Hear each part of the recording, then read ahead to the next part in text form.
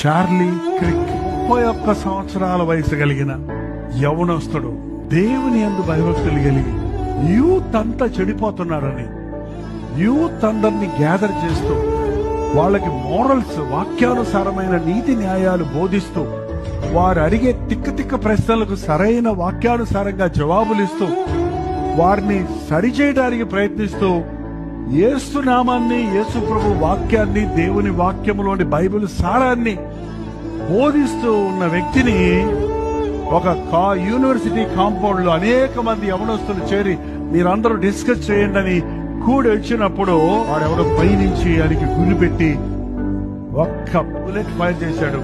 బడబడబడ రక్త గారిపోయి అందరూ స్పాట్ లో చనిపోయాడు.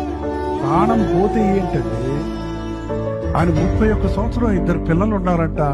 నా భర్తను చంపిన వాళ్ళు దేవుడు క్షమించను గాక అంటున్నారు. ఏంటంటే ఆ మనసు చూడండి. ఈ కొంతమంది తిక్కలు ఏమంటారు, మీ దేవుడు గొప్పడైతే అని సాగకుండా ఆపచ్చు కదా, ఎందుకు చంపించాడు? చెబితే వినోళ్ళ దగ్గర ఉండదు, వచ్చేవయ్యా నేను చూసుకుంటా, నా దగ్గరికి రా. It was a pleasure to be with the lord.